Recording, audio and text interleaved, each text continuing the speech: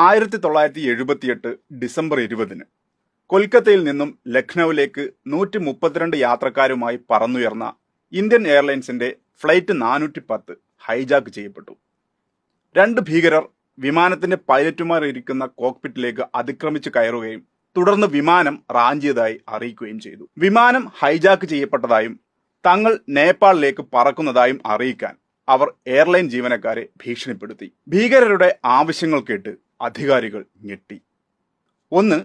ജയിലിൽ കഴിയുന്ന ഇന്ദിരാഗാന്ധിയെ വിട്ടയക്കുക. 2. ഇന്ദിരയുടെ മകൻ സഞ്ജയ് ഗാന്ധിക്കെതിരായ എല്ലാ കേസുകളും പിൻവലിക്കുക. കഴിഞ്ഞ ദിവസം ചാനൽ ചർച്ചയിൽ എം സ്വരാജ് രാഹുൽ മാങ്കൂട്ടത്തിലിന് കൊടുത്ത മറുപടിയിൽ പറഞ്ഞ വിമാന റാഞ്ചലിന്റെ കഥയാണ് പറഞ്ഞു വന്നത്. രാഹുൽ മാങ്കൂട്ടത്തിലാണ് ആദ്യം വിമർശനം ഉയർത്തുന്നത്. മാത്രമല്ല CPM പ്രതിയായിട്ടുള്ള കൊലപാതക കേസുകൾ കൂടി എടുത്തു പറഞ്ഞുകൊണ്ടായിരുന്നു ആ വിമർശനം. ഒരു തികഞ്ഞ മനുഷ്യസ്നേഹി എന്ന് വിമർശിക്കുകയും പരിഹസിക്കുകയും ചെയ്തു താങ്കളെ. അത്തരത്തിലുള്ള പ്രതികരണങ്ങളോട് ഇപ്പോൾ എങ്ങനെയാണ് പ്രതികരിക്കുന്നത് താങ്കൾ?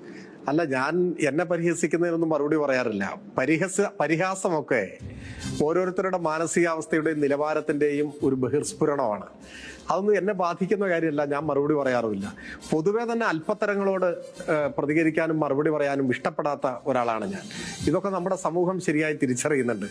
ഈ എന്താ പറയുക, വളരെയേറെ ഗൗരവതരമായ ഒരു ദേശീയ പ്രശ്നം ഒരു സാർവദേശീയ പ്രശ്നമാകാനിടയുള്ള ഒരു വിഷയമൊക്കെ സംസാരിക്കുന്ന സമയത്താണ് നാട്ടിലുള്ള എന്തെങ്കിലും സംഘർഷത്തെക്കുറിച്ചൊക്കെ പറയും. ഞാൻ ചോദിക്കട്ടെ, ഇതിനൊന്നും ഞാൻ മറുപടി പറയുന്നില്ല. പക്ഷെ ആയിരക്കണക്കിന് സിഖുകാരെ ഒരു രാത്രി ഇരുണ്ട് വെളുത്തപ്പോഴേക്ക് കൊന്നു തള്ളിയ ഇന്ത്യയിലെ ഭീകര പ്രസ്ഥാനം ഏതാണ്?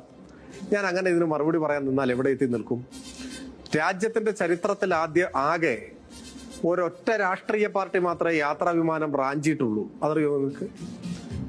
ലോകത്തിൽ ഭീകര സംഘടനകൾ ചിലടത്ത് ചെയ്തിട്ടുണ്ട്. പക്ഷെ ലോകത്തിന്റെ ചരിത്രത്തിൽ ഒരേ ഒരു രാഷ്ട്രീയ പാർട്ടി മാത്രമേ വിമാനം റാഞ്ചിയിട്ടുള്ളൂ.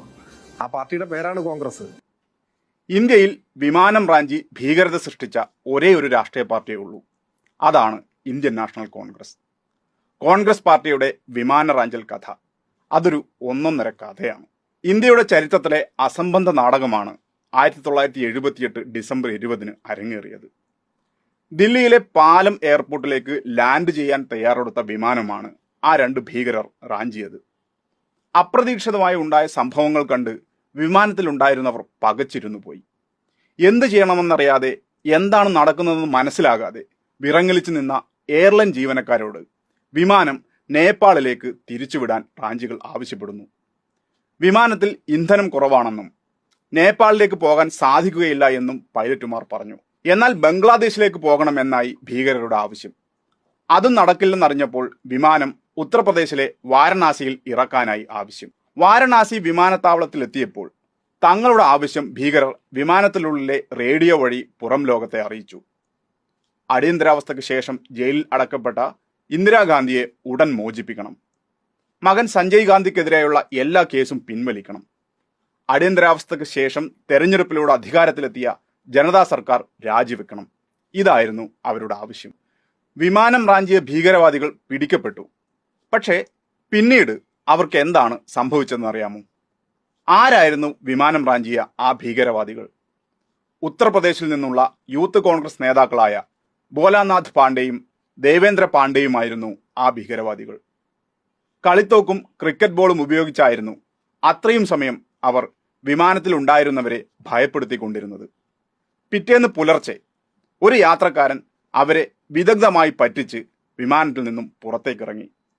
പിന്നീട് മാധ്യമപ്രവർത്തകരുടെ സാന്നിധ്യത്തിൽ അവർ പോലീസിൽ കീഴടങ്ങുകയും ചെയ്തു. എന്നാൽ കഥ ഇവിടെ അവസാനിക്കുന്നില്ല. വീണ്ടും ഇന്ദിരാഗാന്ധി ഗവൺമെന്റ് അധികാരത്തിലെത്തിയപ്പോൾ അതിന് തൊട്ടു പിന്നാലെ ഭോലാനാഥ് പാണ്ഡെയും ദേവേന്ദ്ര പാണ്ഡെയും കുറ്റവിമുക്തരായി. പതുക്കെ പതുക്കെ വിമാന റാഞ്ചൽ കേസ് അപ്രത്യക്ഷമാവുകയും ചെയ്തു. സംഭവം നടന്ന് 2 വർഷങ്ങൾക്കു ശേഷം 1980 ഭോലാനാഥ് പാണ്ഡെയ്ക്കും ദേവേന്ദ്ര പാണ്ഡെയ്ക്കും ഉത്തർപ്രദേശ് നിയമസഭാ തെരഞ്ഞെടുപ്പിൽ കോൺഗ്രസ് സീറ്റു നൽകി. അങ്ങനെ വിമാനം റാഞ്ചി രാജ്യത്തിന്റെ സുരക്ഷയെയും നിയമത്തെയും വെല്ലുവിളിച്ച ഭീകരവാദികളെ MLA മാരാക്കിയ ലോകത്തിലെ തന്നെ ഒരേ ഒരു പാർട്ടിയാണ് ഇന്ത്യൻ നാഷണൽ കോൺഗ്രസ്.